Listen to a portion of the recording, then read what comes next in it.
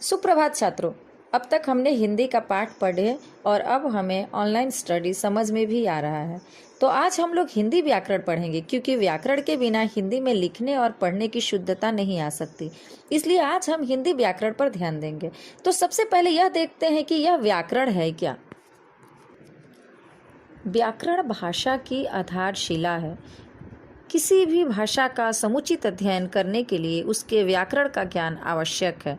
अर्थात व्याकरण वह शक्ति है जो हमें शुद्ध बोलना और शुद्ध लिखना सिखाती है। व्याकरण के बिना हमारा शुद्ध भाषा अध्ययन या शुद्ध लेखन नहीं हो सकता। इसलिए व्याकरण का ज्ञान हमारे जीवन में बहुत आवश्यक। अब हम आगे बढ़ेंगे तो बच्चों, व्याकरण को पढ़ने एवं समझने के लिए उसे दो भागों में बांटा गया है। पहला विकारी, दूसरा अविकारी।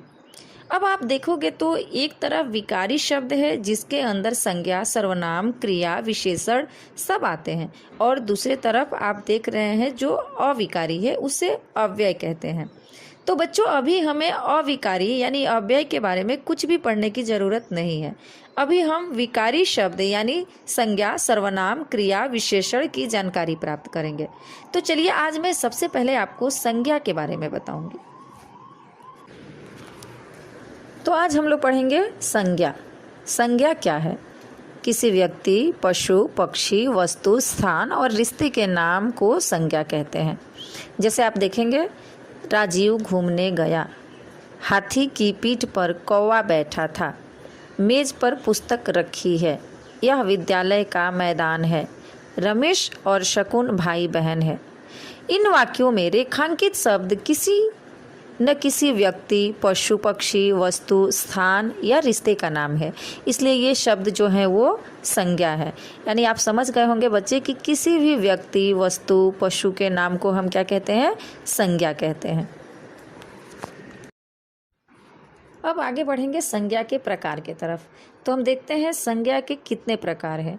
संज्ञा के 5 प्रकार हैं। कौन कौन से? जातिवाचक संज्ञा, व्यक्तिवाचक संज्ञा, भाववाचक संज्ञा, समूहवाचक संज्ञा और द्रव्यवाचक संज्ञा। अब हम इन सब पर एक एक करके प्रकाश डालेंगे। तो अब हम आगे बढ़ेंगे संज्ञा के पहले प्रकार जातिवाचक संज्ञा पर। जातिवाचक संज्ञा इस प्रकार से है: जिस संज्ञा से उनके पूरे वर्ग या पूरी जाति का बोध हो उसे जातिवाचक संज्ञा कहते हैं। जैसे नदी पर्वत से निकलती है। यहाँ नदी शब्द से प्रत्येक नदी का और पर्वत शब्द से प्रत्येक पर्वत का बोध होता है। इस प्रकार माली फूल तोड़ता है। माली शब्द सभी मालियों और फूल शब्द सभी फूलों का सूचक है। इसलिए नदी, पर्वत, माली, फूल जातिवाचक संज्ञाएं हैं। बहुत आसानी से आपको समझ में आ रहा होगा। जिससे पूरी जाति का बोध होता है उसे जातिवाचक संज्ञा कहते हैं। जैसे अभी आप बोल सकते हो कि लड़का, तो लड़के में आपने किसी एक लड़के को नहीं बोला, रमेश, मोहन, सोहन, ऐसा आपने किसी एक लड़के का नाम नहीं रखा। तो लड़का शब्द से पूरे लड़के जाति का बोध होता है। उसी तरह से लड़कियाँ, तो लड़की या लड़कियाँ जो शब्द है इससे पूरी लड़की जाति का बोध होता है। तो जिससे पूरी जाति का बोध हो उसे जातिवाचक संज्ञा कहते हैं। अब संज्ञा के दूसरे प्रकार की तरफ चलते हैं। तो दूसरा प्रकार है व्यक्तिवाचक संज्ञा। जिस संज्ञा से किसी विशेष व्यक्ति, विशेष प्राणी, विशेष वस्तु या विशेष स्थान का बोध होता है उसे व्यक्तिवाचक संज्ञा कहते हैं। जैसे छत्रपति शिवाजी, लोकमान्य तिलक, महात्मा गांधी। इससे हमें किसी व्यक्ति, विशेष व्यक्ति के बारे में पता चल रहा है। शेरा, गौरा, हीरामन, यह एक विशेष पशु के बारे में पता चल रहा है। हिमालय, विंध्याचल, नीलगिरी, गिरनार, इससे हमें विशेष नदियों के बारे में पता चल रहा है। मुंबई, दिल्ली, नासिक आदि, इस शब्द से हमें विशेष शहर के बारे में पता चल रहा है।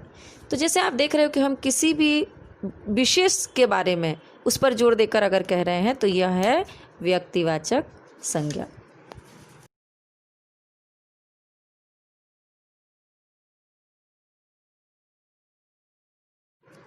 अब देखेंगे संज्ञा के तीसरा प्रकार, जो इस प्रकार से है भाववाचक संज्ञा।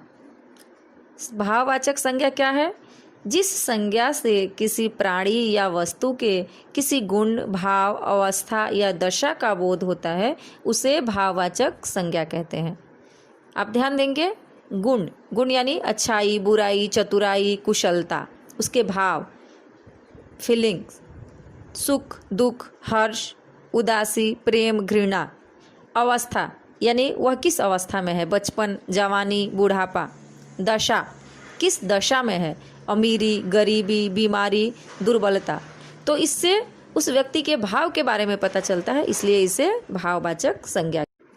अब आगे बढ़ेंगे संज्ञा के चौथे प्रकार पर, समूहवाचक संज्ञा।